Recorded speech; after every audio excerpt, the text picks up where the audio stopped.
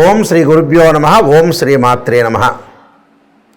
చాతుర్గ్రహ కూటమి మకర రాశిలో 4 గ్రహాల యొక్క సంచారం. అందులో ప్రత్యేకంగా ప్రధానంగా రవి బుధుల యొక్క కలయిక, శుక్రకుజుల యొక్క కలయిక. అంటే 4 గ్రహాలు మకర రాశిలో జనవరి 18వ తారీఖు నుంచి ఫిబ్రవరి 3వ తారీఖు వరకు శనిక్షేత్రంలో 4 గ్రహాల యొక్క కలయిక ఏ విధంగా ఉండబోతుంది అంటే, ప్రధానంగా మకరం అనేది కుజుడికి ఉచ్చస్థానం, శుక్రకుజులు సములు, అలానే రవి బుధులు సములవుతారు. అంటే ఈ 4 గ్రహాలు కూడా శుక్రకుజులు ఎంతైతే సమత్వంలో ఉంటారో రవి బుధులు కూడా మిత్రులు అవుతారు. అలానే శనిక్షేత్రంలో ఉండటం అంటే కుజుడు ఉచ్చస్థానంలో ఉండి శనిక్షేత్రంలో ఉండటము, అలానే శుక్రుడు కుజుడు బుధుడికి శనిక్షేత్రంలో ఉండటం వల్ల శని కూడా సమత్వంగా ఉంటుంది. అంటే శనికి ఈ 3 గ్రహాలు శుక్రుడు కుజుడు బుధుడు సమత్వంగా ఉంటుంది. అలానే రవి వచ్చేటప్పటికల్లా శత్రువు అవుతాడు. చాతుర్గ్రహ కూటమి 4 గ్రహాలు మకర రాశిలో సంచారం చేయటం వల్ల ద్వాదశ రాశుల వాళ్ళకి ఎలాంటి ఫలితాలు జరగబోతున్నాయి, మరి ఎలాంటి ఫలితాలు మరి జరగబోతున్నాయి, మనకి ఎంత మంచి ఫలితాలు వస్తున్నాయా, చెడ్డ ఫలితాలు వస్తున్నాయా, కొంతమందికి మిశ్రమైన ఫలితాలు వస్తారు. ఇవన్నీ కూడా గోచారరీత్యా చెప్పబడే ఫలితాలు అంటారు. ఇవి బర్త్ చార్ట్ జన్మజాతకాన్ని అనుసరించే ఫలితాలు కావు. మరి నాయకంటి గారు ఎందుకు చెబుతున్నారంటే, గోచారం కూడా వితిన్ సెకండ్లో మనం అదృష్టాన్ని కలిసి వచ్చే అవకాశాలు ఎక్కువగా ఉంటాయి. అంటే మనం ఎంత కృషి చేసినా కూడా కొంత వితిన్ సెకండ్లో అదృష్టం కలిసి రావాలంటే గోచారం అనేది చాలా ఇంపార్టెంట్. ఈ గోచారంలో సహజంగా చాలామంది కూడా చూసుకునేటప్పుడు ఏంటంటే, ఏ రాశి నుంచి ఏ రాశుల్లో ఏ స్థానాల్లో గ్రహాలు అనుకూలంగా ఉంటాయనేది కూడా చూసుకుంటారు. అలా చూసుకుంటేనే మనకు జాతకపరంగా తెలుస్తూ ఉంటుంది. ఎందుకనంటే సహజంగా 2, 4, 6, 11 స్థానాల్లో ఉంటే బుధుడు మంచివాడని వాళ్ళ జన్మరాశి నుంచి, శుక్రుడు 1, 2, 4, 5, 8, 9, 11 స్థానాల్లో ఉంటే శుక్రుడు మంచివారని, అలానే రవి 3, 6, 10, 11 స్థానాల్లో ఉంటే రవి మంచివాడని, అలానే బుధుడు 2, 4, 6, 11 స్థానాల్లో ఉంటే బుధుడు మంచి ఫలితాన్ని ఇస్తాడు. మిగతావన్నీ కూడా మిశ్రమైన ఫలితాలు ఉండటం, చెడు ఫలితాలు జరిగే అవకాశాలు ఎక్కువగా ఉంటాయి. అయితే ద్వాదశ రాశుల వాళ్ళకి చాతుర్గ్రహ కూటమి శుక్రుడు కళత్రకారకుడు, సుఖాన్ని భోగాన్ని సౌఖ్యాన్ని ఇచ్చేవాడు. కుజుడు వచ్చేటప్పటికి రియల్ ఎస్టేటు, కన్స్ట్రక్షను, ప్రమాదాలు, ఆస్తులు పాస్తులు, కోర్టులు, సమస్యలు, వివాదాలు, అన్నదమ్ముల మధ్య వివాదాలు, శత్రువులు బాగా పెరిగే అవకాశాలు ఉండటం. అంటే ఎలాంటి మేలు చేస్తాడు కుజుడు? రవి ఉద్యోగము, ఇన్సూరెన్సు, మెడికల్ సంబంధించిన విషయాలన్నీ కూడా రవి. బుధుడు వ్యాపారము, వృత్తి ఉద్యోగ వ్యాపార రంగాలు, అలానే బుద్ధి వికాసించడం, అలానే డెవలప్మెంట్ కావటం, వాణిజ్య శాస్త్రము, గణిత శాస్త్రానికి సంబంధించిన గ్రహం ఏంటంటే బుధుడు. కాబట్టి ఈ 4 గ్రహాలు మకర రాశిలో సంచారం చేయటం వల్ల ద్వాదశ రాశుల వాళ్ళకి ఎలాంటి ఫలితాలు జరుగుతున్నాయో ఒక్కసారి తెలుసుకుందాం. మీనరాశి వారికి చాతుర్గ్రహ కూటమి బాగా కలిసి వస్తుందని చెప్పుకోవచ్చు. ఎందుకంటే లాభస్థానంలో శుక్రుడున్నాడు, కుజుడున్నాడు, రవి ఉన్నాడు, బుధుడున్నాడు. లాభంలో రవి ఉండటం వల్ల ఉద్యోగ ప్రయత్నాలు సక్సెస్ కావటం, అలానే గతం కంటే ఆరోగ్యం మెరుగుపడే అవకాశాలు ఎక్కువ ఉండటం, బ్యాంకు రుణాలు లోన్లు వచ్చే అవకాశాలు బాగా ఉండటం. దాని తర్వాత ఇన్సూరెన్స్ వాళ్ళకు కానీ, మెడికల్ వాళ్ళకు కానీ, కోర్టు సమస్యలు కానీ, జడ్జెస్ కానీ, కోర్టులో పనిచేసే వ్యక్తులకు కానీ వీళ్ళందరికీ కూడా అనుకూలంగా ఉంటుంది. అలానే కోర్టు సమస్యలు ఉన్న వ్యక్తులకు కూడా పిత్రార్జితం బాగా కలిసి రావటం, అన్నదమ్ముల మధ్య బాగా సఖ్యత పెరుగుతుంది. ఎందుకని కుజుడు అన్నదమ్ముల కారకత్వాన్ని, real estate, construction, medical, mechanical వీళ్ళందరికీ కూడా అనుకూలంగా ఉంటుంది. పిత్రార్జితం కూడా వీళ్ళకి కలిసి వచ్చే అవకాశాలు ఎక్కువ ఉంటాయి. ఆస్తులు కొనుగోలు చేసే అవకాశాలు, వాహనాలు కూడా కొనుగోలు చేస్తారు వీళ్ళు.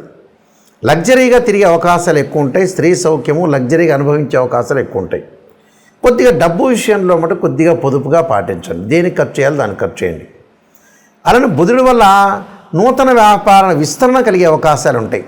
శారీరక సుఖంతో పాటు నూతన వ్యాపారాల్లో ముందుకు వెళ్ళటం ఒకటి, అధికారుల ద్వారా ప్రమోషన్లు, ఆ అధికారుల యొక్క అనుగ్రహాన్ని సాధించడం, స్థానచలనం జరిగే అవకాశాలు ఎక్కువ ఉంటాయి. సుఖము, సంతోషము, విందులు, వినోదాలు, అలా ఆరోగ్యం గతం కంటే కూడా ఆరోగ్యం మెరుగుపడే అవకాశాలు ఎక్కువ ఉంటాయి. అన్నిట్లో కూడా వీళ్ళకి అనుకూలమైన ఫలితాలు వచ్చే అవకాశం ఉంటుంది కాబట్టి గతం కంటే కూడా ఆరోగ్యపరంగా ఇబ్బందులు లేకుండా ఉండే అవకాశాలు ఖచ్చితంగా ఉంటాయి. మీనరాశి వాళ్ళకి టోటల్గా ఎవ్రీథింగ్ విల్ బీ ఓకే అని చెప్పుకోవచ్చు. ఎందుకంటే లాభస్థానంలోనే అన్ని గ్రహాలు ఉన్నాయి మీనరాశి వాళ్ళకి. అంటే ద్వితీయాధిపతి, అలానే తృతీయాధిపతి, అంటే ఈ మీనరాశి వాళ్ళకి ద్వితీయాధిపతి, తృతీయాధిపతి, చతుర్థాధిపతి, అలానే వీళ్ళకు వచ్చేటప్పటికల్లా అన్ని గ్రహాలు అనుకూలంగా ఉన్నాయి. అంటే షష్టమాధిపతి రవి కూడా బాగున్నాడు. అంటే అన్ని రకాలమైన 4 గ్రహాలు చాలా అద్భుతంగా ఏకాదశ స్థానంలో ఉండటం వల్ల ఈ సమయంలో మీరు వర్క్ చేయండి, ఈ సమయంలో ముందుకు వెళ్ళండి, ఈ సమయంలో వృత్తి ఉద్యోగ వ్యాపార రంగాల్లో ముందుకు వెళ్ళండి, వ్యాపారంలో ముందుకు వెళ్ళండి. అంటే అన్ని పనులన్నీ కూడా మీకు సర్వత్రా విజయం లభించే అవకాశం ఖచ్చితంగా ఉంటుంది. మీన రాశి వాళ్ళకి మరిన్ని మనం ఇంకా సాధించాలంటే కొన్ని పరిహారాలు నేను చెప్పబోతున్నా. ఆ పరిహారాలు పాటించండి, మీకు మంచి జరిగే అవకాశాలు ఖచ్చితంగా ఉంటాయి. శుక్రుడు సుఖానికి, భోగానికి, సౌఖ్యానికి, వివాహానికి కడత్రకారకుడు. సప్తమ భావకారకుడు ఎవరు అంటే శుక్రుడే. శుక్రగ్రహం ఏ విధంగా ఉండబోతుంది, శుక్రుడు వల్ల మంచి జరుగుతుందా చెడు జరుగుతుందా అనేది శుక్రుడు కళత్రం అంటే వివాహాన్ని ఇచ్చేవాడు శుక్రుడు కాబట్టి ఎవరికైనా సరే శుక్రదోషం అనేది ఉండకూడదు. అది బర్త్ చార్ట్ను జన్మ లగ్నాన్ని అనుసరించి శుక్రదోషం ఉండకూడదు. సహజంగా వివాహం కావట్లేదు, వివాహం దగ్గరికి వచ్చినట్టు వచ్చి వెనక్కి వెళ్ళిపోతుంది, వివాహం తర్వాత డివోర్స్ జరుగుతుంది, మన జాతకాలు కరెక్ట్గా చూసుకోలేకపోవటం, ఏదో అరకొరకు నాలెడ్జ్ ఉన్న వ్యక్తులతోటి కలిసి జ్యోతిష్యుల దగ్గర చూపించుకోవటం వల్ల కూడా వివాహం పరంగా అయ్యో నేను అందరికీ చూపించానంటే చాలామందికి చూపించాను, మా అబ్బాయి వివాహం ఇలా అయింది, మా అమ్మాయి వివాహం అయింది, వివాహం అయిపోయి విడాకులైనవి, అసలు సంబంధాలే కుదరట్లేదని చెప్పేవాళ్ళు చాలామంది ఉన్నారు. ఎందుకంటే జ్యోతిష్యులది కాదు, మీరు సరైన జ్యోతిష్యుని ఎంచుకోవాలి. శుక్రుడు ఏంటంటే వివాహకారకుడు. ఎప్పుడూ కూడా శుక్రుడు 6, 8, 12 స్థానాల్లో ఉండకూడదు. శుక్రుడు అశ్విని, మఖ, మూల, ఆరుద్ర, స్వాతి, శతవిషము, అలానే ప్రత్యేకంగా పుష్యమి, అనురాధ, ఉత్తరాభాద్ర నక్షత్రంలో ఉండకూడదు. మృగశిర, చిత్త, ధనిష్ట నక్షత్రంలో ఉండకూడదు. శుక్రుడు జన్మలగ్నం నుంచి 6, 8, 12 స్థానాల్లో ఉండకూడదు. శుక్రుడు శనితో కానీ, కుజుడితో కానీ, రాహుతో కానీ, కేతువుతో కానీ కంజంక్షన్ కాకూడదు. ఇలాంటివన్నీ కూడా శుక్రుడు ఏ స్థానంలో ఉన్నాయి, ఏ స్థానంలో ఉన్నాడు జన్మలగ్నం నుంచి బర్త్ చార్ట్ని అనుసరించి మనం చెప్పాలి. అప్పుడు శుక్రుడు ఏ స్థానంలో ఉంటే మనకు మంచి చేస్తాడో తెలుసుకుంటాం మనం. శుక్రుడు ఒకవేళ దోషం ఉందనుకోండి, దాని పరిహారాలు ఉంటాయి. భృగుపాస్పదాస రుద్రాభిషేకం అని, శుక్ర జపమని, ఆయా జాతకాల బట్టి 10 శివలింగాలకు అభిషేకం చేయటం, అలానే శుక్ర హోమం చేయటం. వివాహం కానీ అబ్బాయి కన్యాపాస్పదాస రుద్రాభిషేకం, అమ్మాయికి వచ్చేటప్పటికల్లా వరపాస్పదాస రుద్రాభిషేకం, అఘోర గౌరీ పాస్పదాస రుద్రాభిషేకాలు. ఫైనాన్షియల్ పరంగా ఇబ్బంది ఉంటే కుబేర పాస్పదాస రుద్రాభిషేకం. ఇలాంటి శుక్రుడి యొక్క దోషాలు పోగొట్టుకోవచ్చు. అలానే శుక్రుడు తదనంతరం కుజుడు బాగలేదనుకోండి, మన జన్మజాతకంలో కానీ గోచారీత్యా కానీ ముఖ్యంగా కుజుడు మంచి స్థానంలో లేకపోతే, సహజంగా జన్మలగ్నం నుంచి 2, 4, 7, 8, 12 స్థానాల్లో కుజుడు ఉంటే మంచివాడు కాదు. కొన్ని రాశులకు ఎగ్జామ్షన్ ఉంటుంది, కొన్ని నక్షత్రాలకు ఎగ్జామ్షన్ ఉంటుంది. 13 నక్షత్రాలకు కుజ దోషం వర్తించదు. భయపడాల్సిన పని లేదు. ప్రమాదాలు జరుగుతున్నా, కోర్టు సమస్యలు కానీ, వివాహం ఆలస్యం జరుగుతున్నా, అలానే పొలాల గురించి కానీ, ఆస్తుల గురించి కానీ, అన్నదమ్ముల మధ్యలో సఖ్యత, కోర్టు సమస్యలు, ఇలాంటివన్నీ కూడా కుజుడు సంబంధించిన కారకత్వాల్లో చెప్పబడింది. ఈ కుజదోషం ఉందనుకోండి, ఉదాహరణకి జాతకపరంగా కానీ కుజుడు బాగలేకపోవటం, కుజుడు సహజంగా 6వ స్థానంలో ఉండకూడదు, రోగస్థానం అంటాం, 8వ స్థానంలో ఉండకూడదు, 12వ స్థానంలో ఉండకూడదు. అంటే ఒక్కొక్క ఫలితం ఒక్కో రకంగా ఇస్తారు. ఏంది గురువుగారు కుజుడు అన్ని స్థానాల్లో చెడ్డవాడు అనేది కాదు.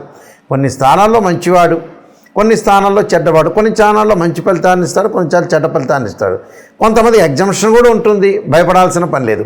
దానికి అంగారక పాశుపతాస రుద్రాభిషేకం, సుబ్రహ్మణ్య స్వామి ఆరాధన, సుబ్రహ్మణ్య స్వామి అష్టకం చదువుకోవాలి. అలానే జాతకాన్ని చూసుకోవాలి, భర్త చార్ట్లో ఏ విధంగా ఉందో చూసుకుని మనం అనాలిసిస్ చేయాలి. ఇది ఫస్ట్ పాయింట్. అలానే బుధుడు వ్యాపార పరంగా ఉండేవాడు. వ్యాపారము, వృత్తి ఉద్యోగ వ్యాపార రంగాల్లో బుద్ధి వికసించడము, సరైన సమయంలో సరైన నిర్ణయం తీసుకోవడం, బుధుడి యొక్క దోషం ఉంటే కూడా అలానే బుధుడి యొక్క సంబంధించిన జపం కానీ, అలానే బుధుడికి సంబంధించిన హోమం కానీ, అలానే పాశుపతాస్త్ర రుద్రాభిషేకం చేసుకోవడం చాలా మంచిది.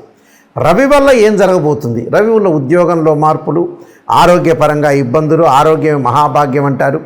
ఏ జాతకంలో అయినా సరే రవి యొక్క దోషం, జన్మలగ్నం నుంచి రవి యొక్క దోషం ఉంది అని అంటే రవిని ఆరాధన చేయాలి. ఎలాగా? సూర్య పాశుపతాస్త్ర రుద్రాభిషేకం అంటారు, సౌర పాశుపతాస్త్ర రుద్రాభిషేకం అంటారు. అలానే ఆరోగ్యం బాగలేదంటే ఆరోగ్యము, త్రయంబక పాశుపతాస్త్ర రుద్రాభిషేకాలు, శిరోకంఠ పాశుపతాస్త్ర రుద్రాభిషేకాలు ఇవి చేసుకోవాలి. రవి జపము, రవి హోమము అంటే రవి వల్ల ప్రయోజనం కలుగుతుందని అర్థం.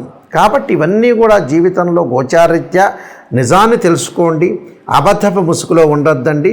ఎవరైనా నాకు కాల్ చేసేవాళ్ళు జాతకానికి నిజం తెలుసుకోవాలి, నెగిటివ్ అయినా పాజిటివ్ అయినా తెలుసుకునే వాళ్ళు మాత్రమే నాకు ఫోన్ చేయండి. అంటే అబద్ధపు ముసుగులో జాతకాన్ని చెప్పలేరు, నేను చెప్పను కూడా. అందువల్ల నేను నెంబర్ ఆఫ్ బుక్స్ రాసిన రాజమండ్రి మోహన్ పబ్లికేషన్ వాళ్ళకి కాలసర్పయోగము, కాలసర్పయోగ చంద్రిక, రాహుకేతువులు, ఛాయాగ్రహాలు, అలానే వివాహ మార్తాండము, జాతక చంద్రిక, స్వప్నశాస్త్ర ఫలదీపిక, అలానే బృహత్ పరిహార సింధు, అలానే సర్వదేవతా గోత్ర పార్ట్ 1, పార్ట్ 2, పుత్రగణపతి వ్రతము, ఇలానే ప్రిడిక్షన్ ఆఫ్ ఆస్ట్రాలజీ, ఇలాంటి నెంబర్ ఆఫ్ తెలుగు ఇంగ్లీష్లో నేను చాలా నెంబర్ ఆఫ్ బుక్స్ రాశాను. మాది వెబ్సైట్ ఉంటుంది www.nayakanti.com అని, nayakanti.in మీరు చూడొచ్చు. ప్రతిదాని కూడా సమస్య పరిష్కారం ఉంటుంది, ఆ సమస్యను మీరు బాధపడాల్సిన పని లేదు. నాయకంటి మల్లికార్జున శర్మ బుక్స్ అని కొడితే వస్తుంది మీకు. ఎవరైనా సరే జాతకాన్ని క్లియర్గా చెప్పించుకోదలుచుకున్న వ్యక్తులు నా నెంబర్ స్క్రోల్ అవుతుందో ఆ నెంబర్కి మీరు ఫోన్ చేయొచ్చు, డైరెక్ట్గా ఆ నెంబర్ నా దగ్గరికి వస్తుంది. అందువల్ల ఏమీ ఆలోచన చేయాల్సిన పని లేదు. ప్రతి పనిని కూడా మనం లైఫ్లో సాధించాలంటే మన చేతుల్లోనే ఉంటుంది. మంచి చెడు అనేది ఎప్పుడు కూడా మన చేతుల్లోనే ఉంటుంది. ఖచ్చితంగా జాతకాన్ని తెలుసుకొని ముందుకెళ్తే లైఫ్లో ఏ వృత్తి చేయాలి, ఎలా డెవలప్మెంట్ చెందాలి, ఫైనాన్షియల్ పరంగా ఎలాంటి ప్రాబ్లమ్స్ వస్తున్నాయి, వివాహపరంగా ఎలాంటిది, ఆరోగ్యపరంగా కానీ, కోర్టు సమస్యలు కానీ, వివాదాలు కానీ, ఆర్గ్యుమెంట్స్ ఇవన్నీ కూడా గ్రహాల యొక్క ప్రభావంతో ముడిపడి ఉన్నాయి. జాతకాన్ని మనం చూసుకున్నాం అనుకోండి, ఒక్కసారి చూసుకొని ముందుగా జాతకపరంగా వెళ్ళామంటే ఖచ్చితంగా నిర్ణయం తీసుకోవచ్చు. అయితే నా దగ్గరికి జాతకానికి ఫోన్ చేసేవాళ్ళు ఎవరైనా సరే వాయిస్ రికార్డింగ్ పెట్టుకోండి, నేను జాతకాన్ని చెబుతాను. వాట్సాప్లో మీరు ఏదైతే ఉంటుందో ఒక 4 పేజీలు పంపిస్తాను. అలానే వాయిస్ రికార్డింగ్ చేసుకోండి. జాతకంలో వాయిస్ రికార్డ్ ఎందుకంటే మళ్ళీ రిపీట్గా మీరు వినే అవకాశం ఉంటుంది. సత్యాన్ని తెలుసుకోండి, నిజాన్ని తెలుసుకోండి. నిజాన్ని తెలుసుకునే ఎవరైతే ఉంటారో వాళ్ళు నాకు కాంటాక్ట్ చేయండి.